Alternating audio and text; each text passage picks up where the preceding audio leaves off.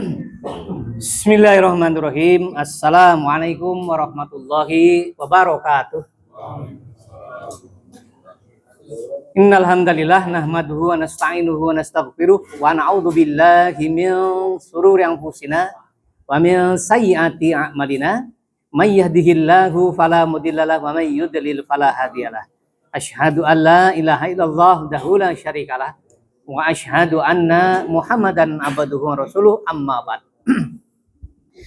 Alhamdulillah, tentunya puji dan syukur selalu kita panjatkan kehadirat Allah Subhanahu wa taala dalam keadaan apapun juga.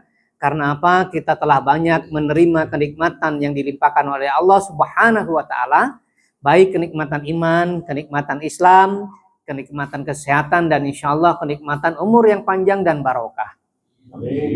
Salawat dan salam semoga selalu senantiasa tercurahkan kepada junjungan kita Nabiullah Muhammad sallallahu alaihi wasallam beserta keluarga, para sahabatnya, dan tentunya seluruh umatnya sampai akhirul zaman. Jamaah sekalian, alhamdulillah juga malam hari ini Allah turunkan hujan karena sangat panas sekali. Panas sekali beberapa hari ini, terutama Pak Marjono yang merasakan setiap harinya luar biasa sampai membawa minum es itu ke atas. Nah, alhamdulillah pada malam hari ini kita diberikan anugerah berupa hujan, paling tidak dapat menyuburkan tanaman yang sudah banyak yang kering. Dan insya Allah dengan adanya hujan ini semakin memberikan semangat kepada kita semuanya untuk melaksanakan aktivitas kita sehari-hari, baik kita mencari rezeki di dunia maupun kita memupuk pundi-pundi amal ibadah dengan lebih giat kita beribadah kepada Allah Subhanahu wa taala. Jamaah sekalian, saya ingin menyampaikan sedikit. Kita sering mendengar adanya sholat yang dikosor. Kadang orang salah persepsi. Kosor ini sama dengan dijamak, nanti saya jelaskan. Nah, jadi itu beda. Kosor pengertiannya itu memotong atau memendekkan sholat, mempersingkat sholat, tetapi tidak semua sholat bisa dipotong. Seperti sholat maghrib yang 3 rakaat dijadikan 2 rakaat raiso. Sholat subuh 2 rakaat dijadikan 1 rakaat raiso.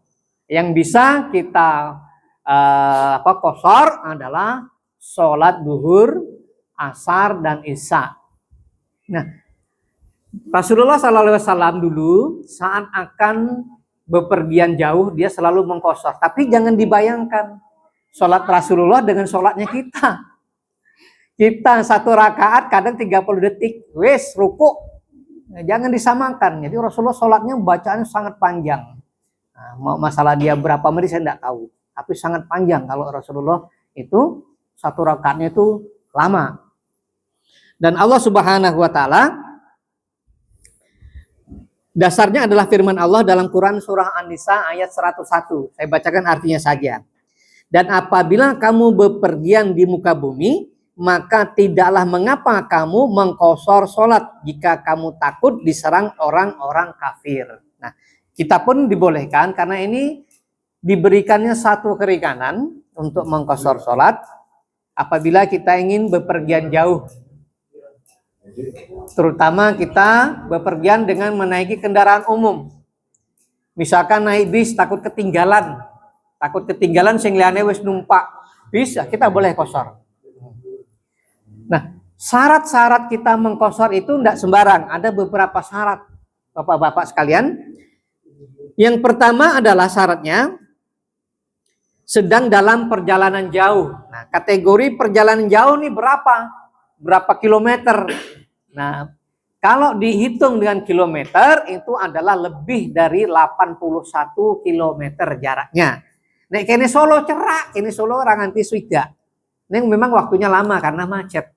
Nah, jadi ketentuannya itu jarak. Kemungkinan kalau misalkan 80 sekian kene Sragen lah. Kira-kira nggih Pak Gimino nggih. 80 nggih enten. Ini Sragen jaraknya. Tetapi ini di dalam mazhab Syafi'i, Maliki, dan Hambali. Namun satu mazhab Hanafi mengatakan bahwa jaraknya lebih kurang 120 km. Nah, tekan Semarang. Nah, Jogja Semarang. yang boleh dikosor. Nah, ini monggo, mau ngambil 80 sekian boleh, mau ngambil 120 sekian boleh. Nah, sholat yang boleh dikosor ini sholat yang hanya 4 rakaat, yang 3 dan 2 tidak boleh.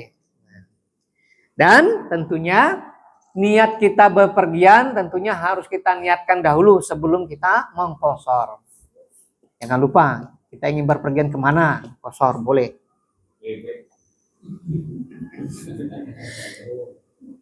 Dan yang kedua, yang keempat adalah belum sampai ke tempat tujuan. Ada pendapat mengatakan apabila kita misalkan berangkat ke tempat tujuan yang sangat jauh, mungkin sini ke Jakarta, boleh kita mengkosor sampai beberapa hari, sampai 3 hari boleh. Tapi saya tidak pernah.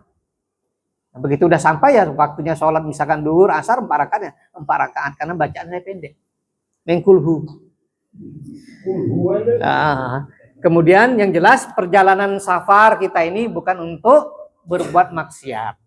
Nah, jamaah sekalian yang dirahmati Allah Subhanahu wa taala. Jadi kesimpulannya, qashar sholat ini adalah keringanan bagi musafir. Nah, pengertian musafir adalah orang yang melakukan perjalanan jauh dengan sekian kilometer tadi, 81 ke atas. Sholat yang dikosor adalah sholat 4 rakaat dan tidak berniat menetap lebih dari 4 hari. Kemudian, kalau kita yang dikosor seperti duhur 2 rakaat, asar 2 rakaat, isya 2 rakaat. Kemudian setelah kosor ini ada namanya jamak. Jamak di sini ada 2, jamak takdim dan jamak takhir. Jamak takdim melaksanakan sholat misalkan di waktu duhur kita menjamak sholat asar takdim. Kemudian di waktu asar sudah masuk asar kita belum duhur, jamak takhir. Nah, boleh enggak dikosor? Boleh, tapi harus ada niatnya. Jangan niatnya itu menjamak tapi tidak ada kosor. Praktiknya dia dikosor. Dipotong sholatnya. Salah. Karena tadi menyamakan jamak itu sama dengan kosor. Nah, itu yang ada yang terjadi seperti itu. Nah, jadi hati-hati kalau kita ingin memotong sholat yang 4 rakaat menjadi 2 rakaat, kemudian kita melakukan jamak takdim ataupun jamak takhir, niatnya juga kita ucapkan di dalam hati. Aku berniat mengkosor dan jamak takdim atau takhir. Jangan sampai kita tidak meniatkan tadi motong. Kenyataannya dipotong. Pernah saya diimami sama kredit analis Solo Danamon Syariah. Kami perjalanan waktu itu ke Pati. Saya jelas mendengar dia sholatnya niatnya kosor.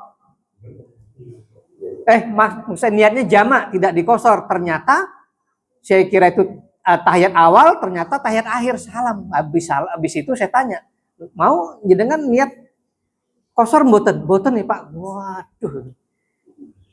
Sesuk nek sholat koyo ngene iki diniatkan kosornya, bukan jamaknya tok. Nah, itu keliru.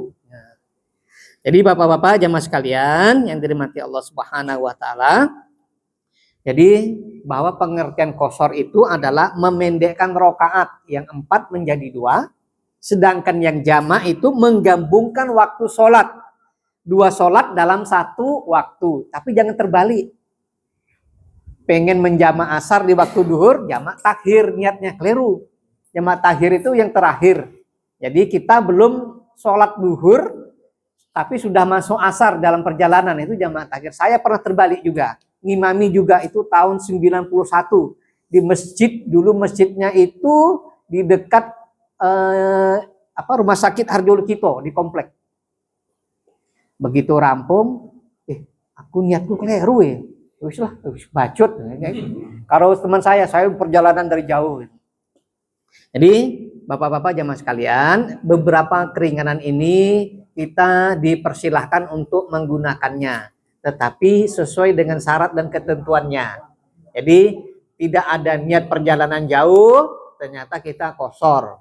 Kemudian kita jamak, perjalanan tekan Solo ini tidak dijamak, alasannya macet. Nah itu. Dan saya saya menyarankan walaupun ada keringanan kalau kita menggunakan kendaraan pribadi dan tidak terburu-buru harus sampai lokasi, sebaiknya mampirlah ke masjid, tidak usah di jamak karena masjid pirang-pirang banyak sekali. Kalau kecuali di zaman Rasulullah sangat jauh perjalanan, mencari sholat di tempat yang teduh itu susah karena pada pasir semuanya. Nah, jadi Bapak-bapak jamaah sekalian, sekali lagi kami sampaikan, dipersilahkan kita mengambil keringanan-keringanan yang sudah ditentukan oleh syariat sebaik-baiknya. Namun dengan keringanan-keringanan yang diberikan Allah itu jangan sampai kita salah menggunakannya. Demikian, semoga ada manfaatnya, terutama bagi saya yang pernah juga salah. Dahulu tahun 90 atau 91, ini juga mungkin bapak-bapak juga pernah keliru dalam melakukan